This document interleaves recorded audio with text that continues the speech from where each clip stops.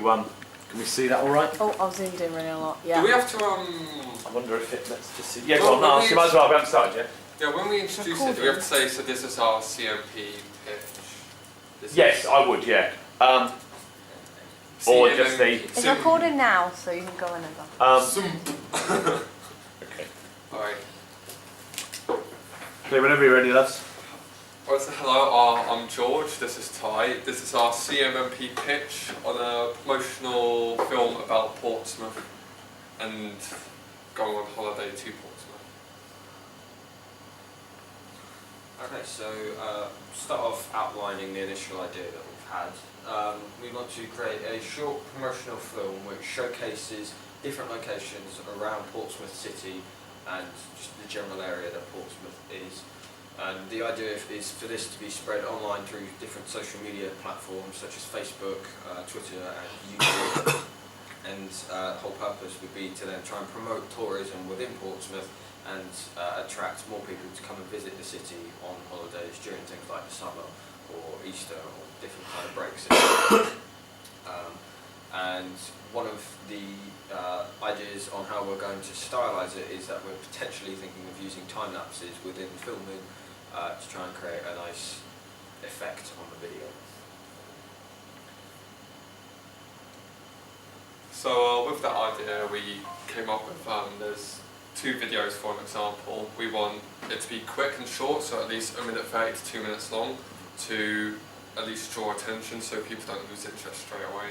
We want time lapses because time lapses, people usually think that looks really cool and amazing, and if it's a nice bright sunny day, which sometimes Portsmouth does have, it's great. So little information, so we want little blobs of information here and there about Portsmouth, so people go, okay, I want to go there, that's quite interesting. And we want the upbeat music so people can actually get into it. So we got 2 videos that they are very quick. As you can see, they are at least 1 minute long. And it is just time lapses, it says the location. And this is the basis of what we want to go off of. Just really quick and just little bits of information on the screen saying this is this place, this is what you can do there, something like that. And obviously the upbeat music.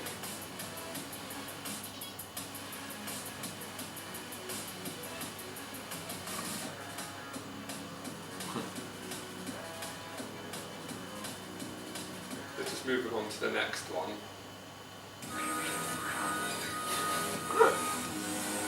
More upbeat music.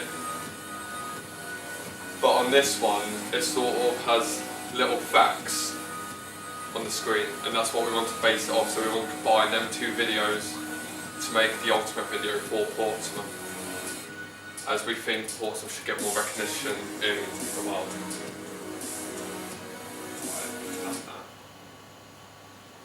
Okay, so moving on to the different locations that we've thought of now. Obviously Portsmouth is quite a big city as it is, and there's loads of different places that you could go to. And this here is kind of our breakdown of how we considered what would be the best places to go and film. So as you can see in the bottom corner here, we did have kind of a key for the ideas, and we've colour-coded it so the locations that are marked in red, those locations that we think we are definitely wanting to film. Any black locations, any locations marked in black, we've decided we won't film due to various things such as whether or not they're accessible or whether or not there could be some legal issues with that. And areas in the blue as well we've possibly considered, but again we've ruled them out because of similar issues to the ones in the black. But some of them that we have decided to go to include Southsea Seafront, which then consists of all the different castles and towers you can find up Southsea, because we believe those are going to be very kind of big places that people would be interested in seeing, and they kind of hold a historic factor for Portsmouth as well, because they've been used in the past and they've always been something that's been popular. As well as that, there's some other locations such as the Hillsey Lines, which is not too far from here.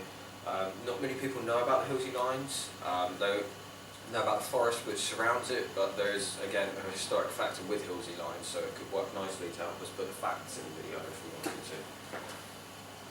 And if we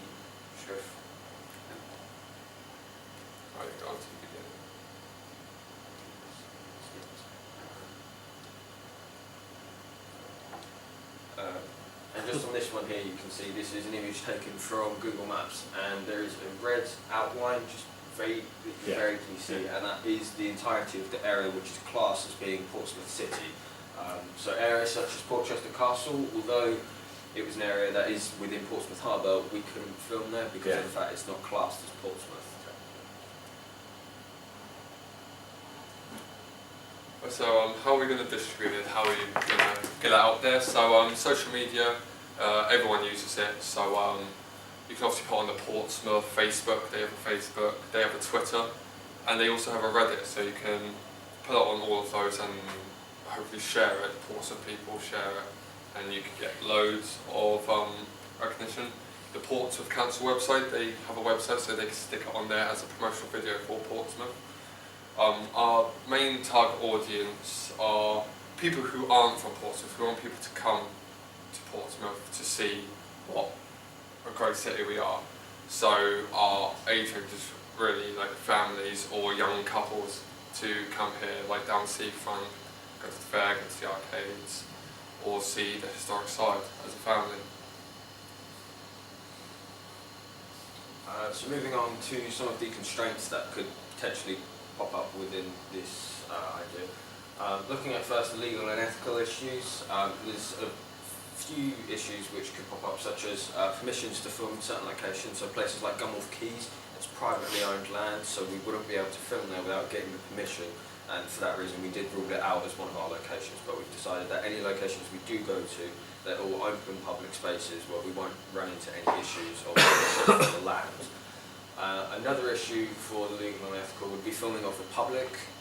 Again, we're going to be out trying to film in different locations, and there's public all around in these locations because they're not constrained by any ownership laws. So we just need to ensure that when we are filming that we don't sort of have any strong, clear shots of the public themselves, and it's mainly focused on different things like the landscapes that are not public, because otherwise it could run into issues of consent and not filming correctly. Looking at a budget, we haven't allocated a budget because this isn't something that is a paid job in any way. This is something that we're doing ourselves. Working around it, we have to use as little expenses as possible. The only kind of expenses that we are possibly going to have to use would be things like travel to get around the place, but that would be on a minimum cost, and it would be between ourselves as well. The final major thing is probably copyright. Obviously, with any music now, a lot of it is copyrighted, and for the kind of music that we want to put in the video, we're planning to use something that is non-copyright, obviously, so it doesn't get any flags on YouTube, and it wouldn't infringe on any different rules or anything. When we look at some of the risks in terms of a risk assessment, these are the two major ones that we've picked out. Obviously, there are a few more which could crop up within a risk assessment, which is yet to be conducted yet, but the major ones that we've identified at this stage would be things like the weather, because a lot of our locations are outside, so it could be quite unpredictable. We could come into things like heavy rain or something, so we just need to be aware of that and ensure that we're aware on how to keep the equipment safe and everything. And again, the other one is public, as mentioned before. We just need to ensure that we're not getting any of their ways, and also we're not doing anything that could break consents in any way. And last off there is the equipment we're going to use. So we'll obviously need the camera to film the stuff, we need a tripod for the steady time-lapse shots. We're going to need mics, maybe just in case we want to get like sound effects off the ocean or something. And obviously the batteries and SD cards, because we need to record on something and we need time to record. Although we do have the college cameras, we opted to use my own because it's easier to get around. I have full access to it all the time, and it's a pretty decent camera. It shoots in HD, you can do time-lapse of it easily as well, and I have all the equipment we need. So that's why we have allocated to use all my equipment instead of the college's equipment. And that has been our CMMP pitch. Brilliant, thanks boy. Thanks a lot, it's really good. Where's the button on? I suppose originally it answered your question, really, didn't it? I just put the light on so I can play around with it. Do you want to ask questions? I don't think Sarah needs to hear my questions, does she? So just stop it. Other stuff and everything. That was really excellent. Yeah, brilliant. Well done. And both of you took part in everything.